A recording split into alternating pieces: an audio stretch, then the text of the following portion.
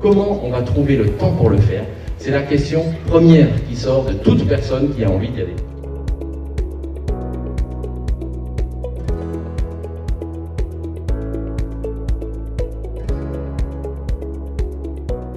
Il y a tellement de gens, que ce soit dans un train, dans un bistrot, en famille, avec des amis, tellement de gens qui entendent « Ah oui, t'es là pour réduire les accidents et le stress », qui disent « Ah mais t'as du boulot chez nous en fait ».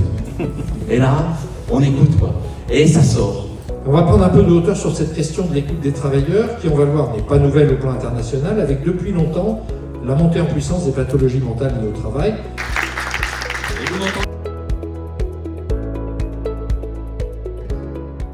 Je m'appelle Karine Lefloc, je suis responsable qualité de vie au travail au sein de l'établissement français du sang.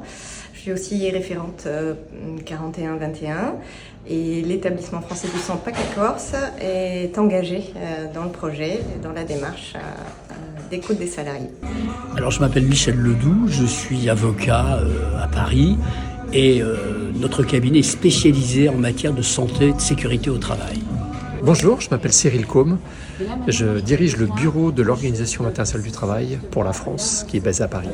Alors aujourd'hui, nous en tant qu'établissement français du sang PACA-Corse, même si on est encore peu avancé dans le projet, on a envie de pouvoir partager nos premières expériences.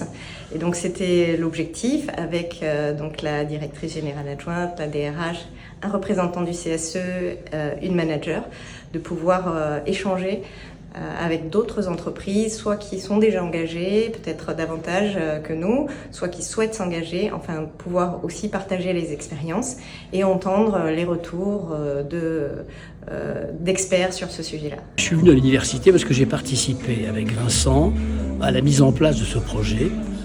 Évidemment, j'y ai participé sous l'angle juridique et donc je suis vraiment ravi de voir cette nouvelle étape dans l'avancement du projet qui est un projet tout à fait exaltant. Pour deux raisons. Une raison institutionnelle, c'est que j'ai accepté l'invitation de Vincent Beau de participer au comité d'évaluation, qui est un peu un comité des parties prenantes qui aide à l'évaluation de ce projet. Et puis la raison de fond, c'est que les finalités de ce projet 41-21, promouvoir ce principe d'écoute comme un principe de prévention des risques professionnels et le mettre concrètement en pratique, rejoint tout à fait le mandat et la philosophie du travail que l'on développe au niveau de cette organisation internationale du travail. Plus que convaincu, si l'EFS PACA-Corse s'est engagé, c'est bien parce que malgré toutes les difficultés qui vont jalonner ce projet, c'est pas simple, c'est bien qu'on est convaincu de l'apport, que ce soit pour les équipes, pour les managers eux-mêmes. On est vraiment convaincu que ça peut apporter énormément en termes de conditions de travail aussi pour les managers et puis même pour la direction, pour nous permettre de créer un collectif qui puisse parler du travail au quotidien et de la façon dont on le fait tous ensemble. Absolument, évidemment. D'abord, si je suis là, c'est que je suis convaincu et je pense que si ce projet aboutit, ça va faire avancer la cause de la prévention des risques professionnels. C'est un projet très intéressant parce qu'encore une fois, il met en pratique un certain nombre de recommandations, y compris au niveau international, que l'on a sur le travail. Notamment le fait de franchir ce plafond de verre aujourd'hui au niveau mondial sur l'évolution qui est tendanciellement à la baisse sur le nombre d'accidents du travail, mais on se heurte aujourd'hui à un plafond de verre qui est la montée des pathologies mentales au travail. C'est le grand fait marquant épidémiologique de ces 20 dernières années, c'est le fait qu'on a une croissance très forte, et dans tous les pays du monde, quel que soit leur niveau de revenu, des pathologies mentales, et cela renvoie sans doute à un manque d'écoute, à un manque de dialogue, à un manque de prise en compte de l'écoute de ceux et de celles qui travaillent partout dans le monde. Ce sera un monde meilleur. Parce que de ce qu'on peut vivre, et je parle sous caution de tous les membres du projet 41-21, qui ne se connaissaient pas il y a 1 an et demi, de ce qu'on peut vivre, ne serait-ce que dans cette aventure de notre fondation, on voit à quel point nous aspirons toutes et tous à faire œuvre commune, à faire et vivre quelque chose de bien ensemble, quelque chose qui nous fasse nous découvrir. À un moment donné, quand on sait faire et quand on peut faire, c'est peut-être aussi un peu obscène de dire et de ne pas faire. Voilà pourquoi notre mot d'ordre, ce qui nous unit, faisons-le. Bonjour, je suis Jean-François Hartmann, je dirige l'association Elzonet qui est à Strasbourg. Nous sommes une structure d'insertion par l'activité économique, donc une entreprise d'insertion. Nous recrutons des personnes éloignées de l'emploi et nous sommes une 40aine de personnes. François Derriot, je suis journaliste et ancien rédacteur en chef du magazine Santé et Travail. Je m'appelle Olivier Bachelard, je suis prof de management gestion des ressources humaines à l'EM Lyon.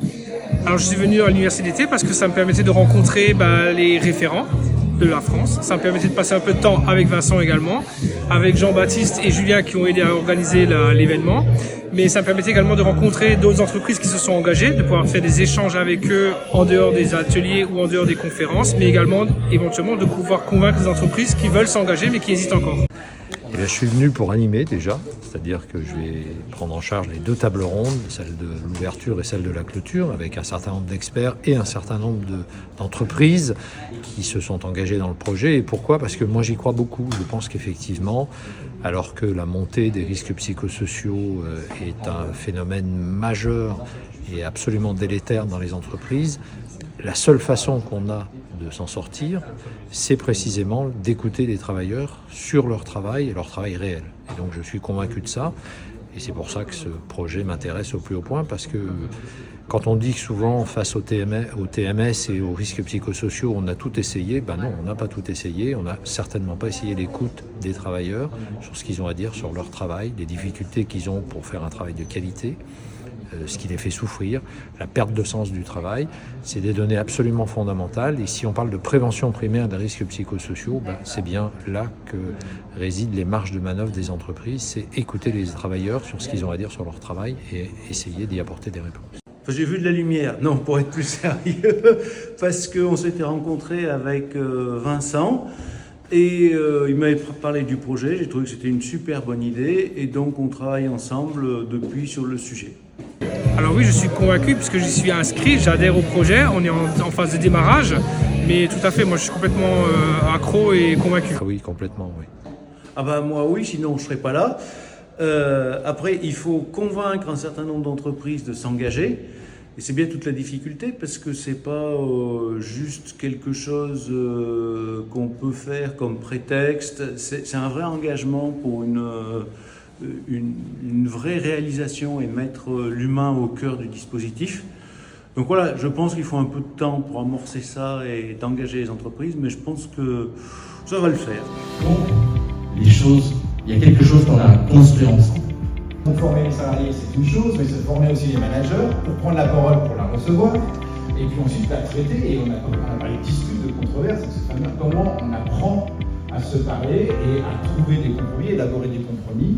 Donc... Michel Sailly, moi je suis membre d'un groupe ressources de la Fédération de la métallurgie CFDT où on réfléchit et on essaye d'agir sur les questions du travail.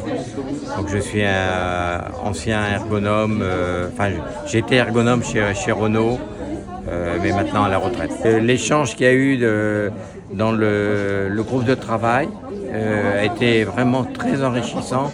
On est vraiment au cœur de discussions qui ont lieu dans plusieurs endroits en France autour de cette articulation entre dialogue social et dialogue professionnel.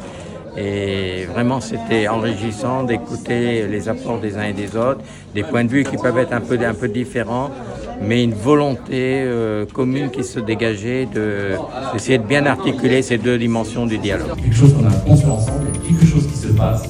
On a 2000 salariés, si vous me les mettez tous dans la salle, ils ne tiennent pas. Il y a 2000 salariés ce soir, vous voyez, qui sont concernés par cette démarche. Ça ne suffit pas pour se dire que ça va marcher, mais c'est quelque chose que nous avons dans nos mains. Nous avons soin pour nous, de ce temps en dehors du reste, si difficile à trouver pour faire ça, pour partir de nos vies actives, en se disant, ok, peut-être que pas grand monde n'y a cru, mais n'empêche qu'on a pris ça, on a arrêté de le dire, et on l'a fait.